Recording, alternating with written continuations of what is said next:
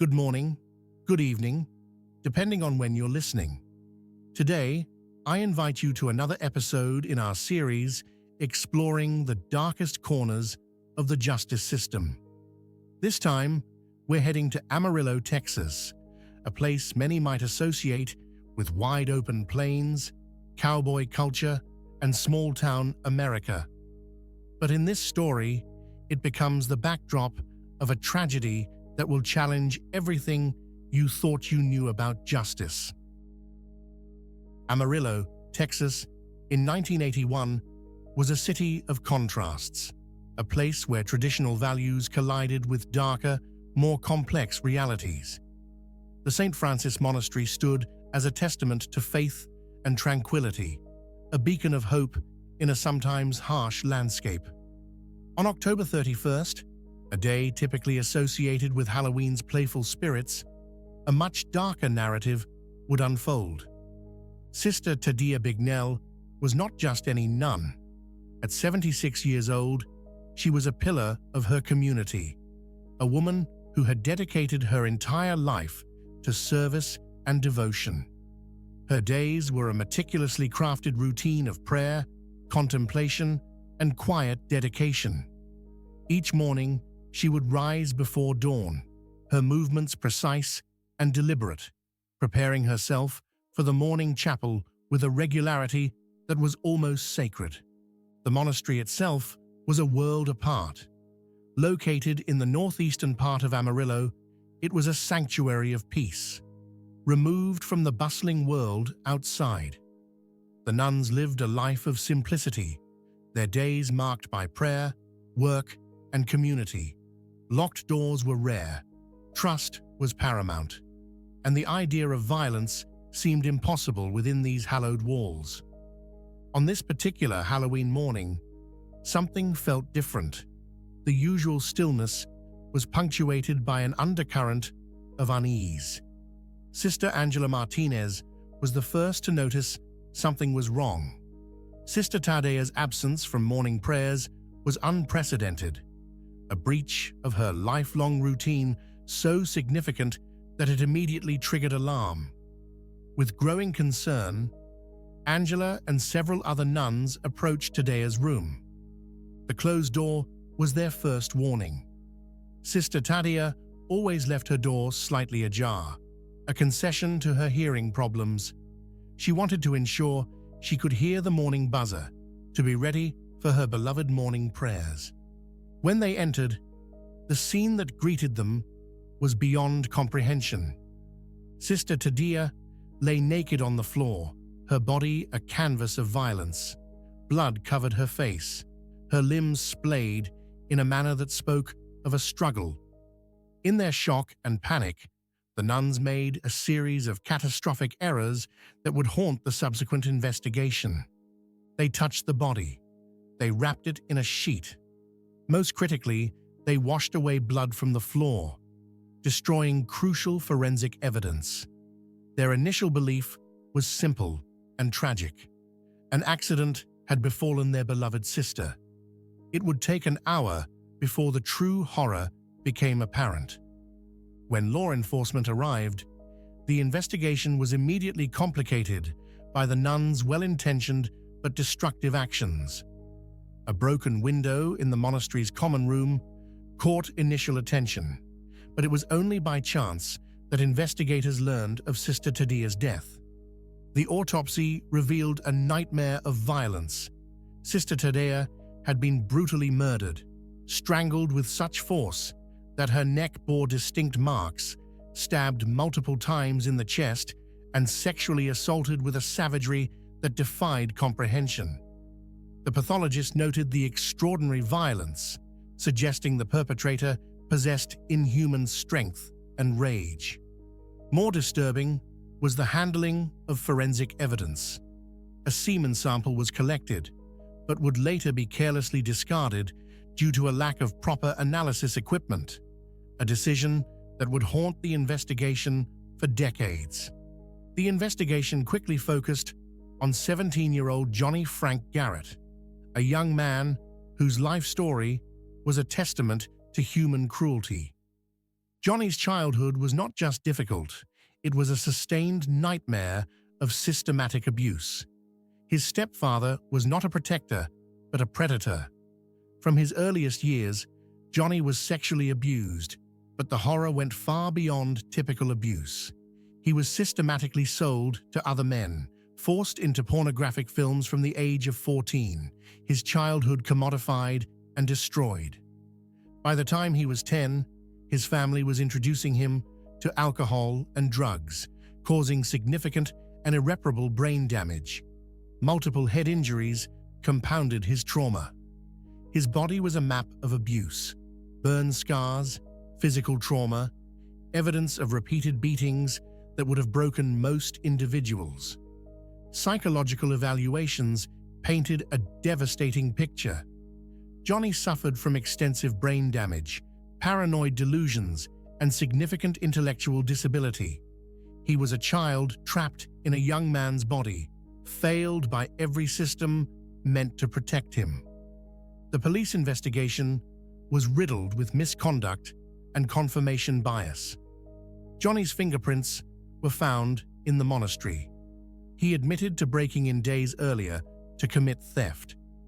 Witnesses claimed to have seen him near the scene, though their testimonies were far from consistent. During interrogation, multiple legal violations occurred. As a minor, Johnny should have had a lawyer present, but he was questioned alone. Police claimed he had confessed, though he consistently denied involvement and refused to sign any statement. A jailhouse informant would later claim Johnny had confessed to him, a classic tactic in questionable prosecutions. The evidence was circumstantial, but presented as damning. Fingerprints on a knife, pubic hair at the crime scene, knives similar to those found in his home. 3 independent mental health experts evaluated Johnny. Their findings were unanimous and stark. They confirmed severe psychological impairments, extensive brain damage, psychosis, and intellectual disability directly resulting from his childhood trauma. One psychologist would later state it was one of the worst cases of abuse and neglect in his 28-year career. Yet, in a grotesque miscarriage of justice, none of this information was presented to the jury. Johnny's mental health, his traumatic background, his clear vulnerabilities, all were systematically erased. The trial was less a search for truth and more a performance of judicial theater. In September 1982, Johnny was found guilty of first-degree murder and sentenced to death. The judge found no mitigating circumstances, seemingly blind to the mountain of evidence pointing to Johnny's mental incapacity. His defense attorney tried to argue that the evidence suggested a Latino perpetrator and that the real killer might have committed another murder. These arguments were summarily dismissed. Good morning, good evening, depending on when you're listening. Today, I invite you to another episode in our series exploring the darkest corners of the justice system. This time, we're heading to Amarillo, Texas, a place many might associate with wide-open plains, cowboy culture, and small-town America. But in this story, it becomes the backdrop of a tragedy that will challenge everything you thought you knew about justice. As his execution date approached, hope emerged from unexpected sources. Pope John Paul II personally intervened, appealing to the Texas governor. He invoked Christian values, arguing against taking a human life and highlighting the numerous doubts surrounding the case.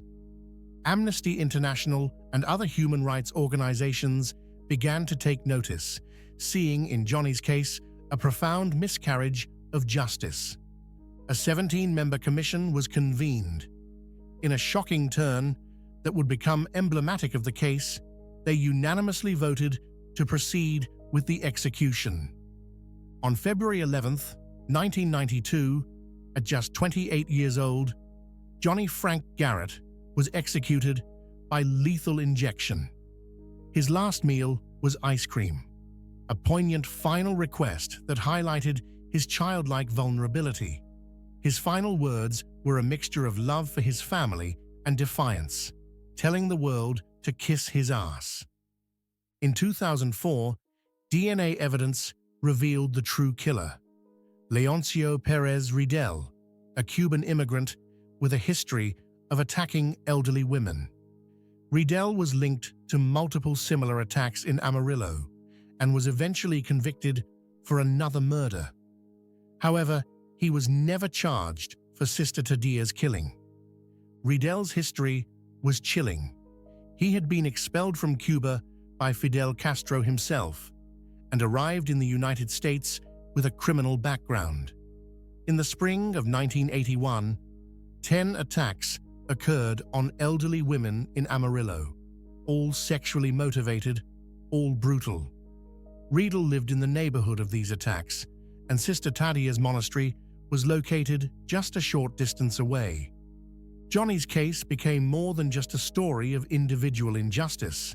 It became a powerful indictment of the death penalty, exposing profound failures in the justice system, rushed investigations, complete disregard for mental health, and a terrifying willingness to execute a clearly vulnerable individual.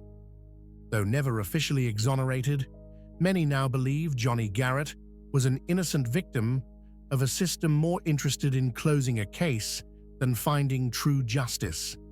His story continues to raise critical questions about capital punishment, mental health, and the irreversible nature of judicial decisions. A vulnerable young man, repeatedly failed by every system meant to protect him, became a scapegoat for a heinous crime. Meanwhile, the real killer remained free for years, a tragic testament to the profound injustices that can occur when humanity is stripped from judicial proceedings. In the end, Johnny Frank Garrett was not just a victim of a murder he didn't commit. He was a victim of a system that saw him as disposable, a system that valued closure over truth, punishment over rehabilitation, and vengeance over mercy.